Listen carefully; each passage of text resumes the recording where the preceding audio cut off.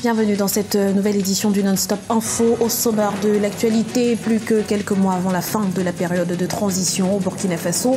Quel bilan en 10 mois d'exercice? Élément de réponse dans ce journal. Voilà qui hypothèque pour un temps l'avenir politique de l'ancien ministre Karim Wade. La Cour suprême sénégalaise a confirmé ce jeudi sa condamnation pour enrichissement illicite. Et puis la lutte contre Boko Haram prend une autre dimension au Cameroun. Autorités, sociétés civiles, syndicats, le pays tout entier est sur le qui-vive depuis les attentats suicides de Maroua. Mais avant de développer ces titres, le Conseil de sécurité des Nations Unies divisé sur la gestion de la crise au Sud-Soudan. La Russie a déclaré ce jeudi avoir besoin de temps pour étudier un projet de résolution visant à sanctionner le pays si le président Salva Kiir refusait de signer un accord de paix. La Russie doute en effet de l'efficacité de cette méthode, estimant que des sanctions imposées le mois précédent n'avaient fait que compliquer la situation sur le terrain. Le projet reste donc pour l'heure en attente.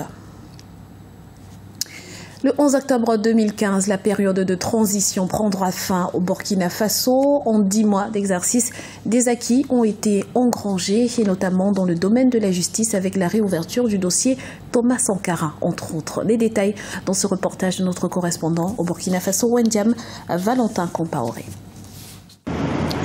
Plus que quelques mois et la transition entamée en novembre 2014 au Burkina Faso prendra fin. En 10 mois de gouvernance, cette transition a des acquis à son actif. À titre d'exemple, dans le secteur de la justice, le gouvernement a organisé des états généraux qui ont abouti à l'ouverture des dossiers emblématiques comme celui de Thomas Sankara. Mais selon certains candidats à l'élection présidentielle, le bilan est mitigé. Pour eux, les actions de l'exécutif n'ont pas comblé les attentes. Nous avons un arrière-goût d'inachevé.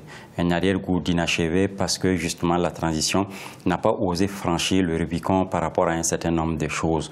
Un certain nombre de choses liées donc à la gestion économique et financière de ce pays, mais également aux crimes économiques et de sang que le régime en tout cas a pu laisser après l'insurrection des 30 et 31 octobre. Lors de son dernier discours à la nation, le Premier ministre Isaac Zida a évoqué l'adoption d'un programme socio-économique d'urgence de la transition. D'un coût total de 25 milliards de francs CFA, ce programme met particulièrement l'accent sur le soutien aux initiatives des jeunes et des femmes et le renforcement des infrastructures éducatives et sanitaires.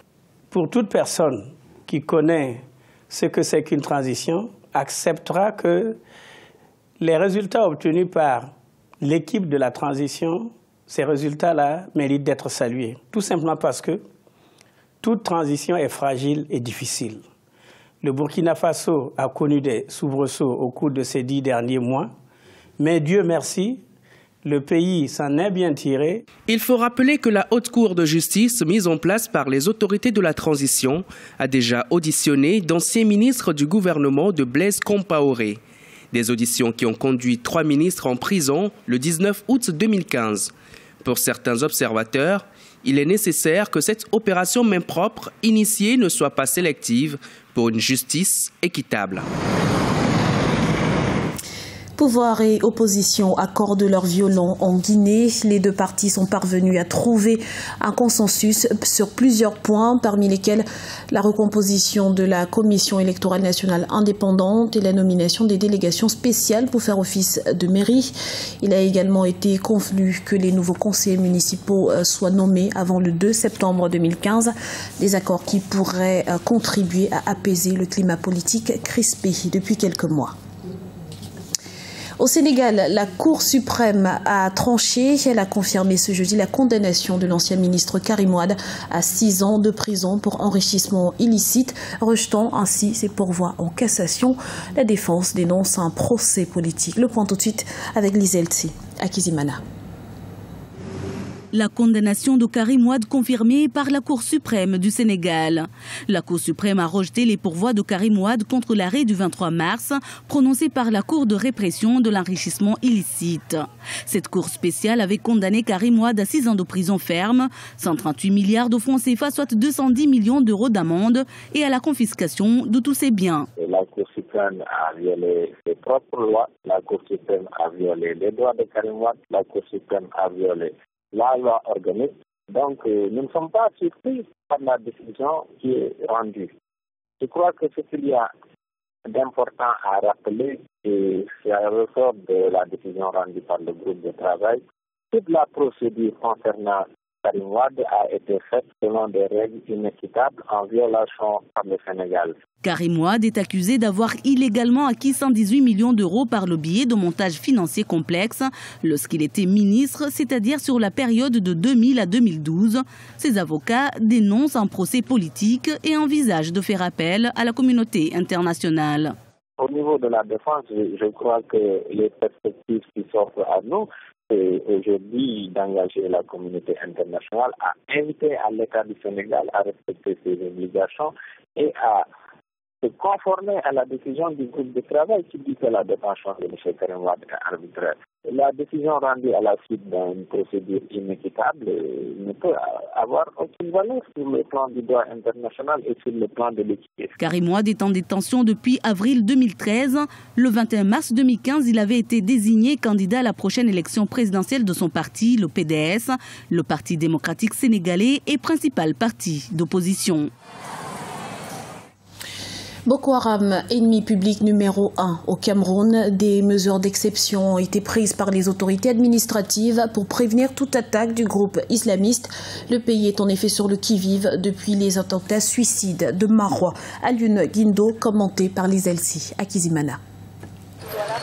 Le Cameroun lance une campagne de mobilisation des citoyens pour faire face à Boko Haram.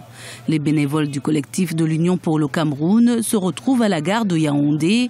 Objectif, distribuer des tracts aux voyageurs et aux passants afin de sensibiliser la population face à la menace du groupe islamiste. Il faut dire que c'est une campagne nationale qui a commencé par Yaoundé, qui va toucher l'ensemble du pays, parce qu'il s'agit de sensibiliser tous les Camerounais.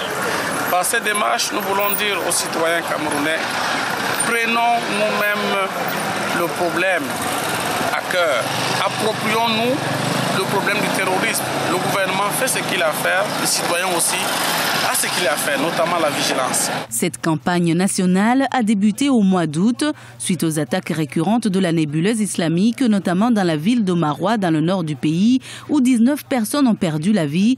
Le gouvernement a été obligé de prendre de nouvelles stratégies pour renforcer la sécurité. Il a ainsi imposé des restrictions sur le port du voile intégral et a fermé les mosquées dans les zones les plus sensibles du pays. La campagne contre le terrorisme vient donc apaiser et rassurer la population.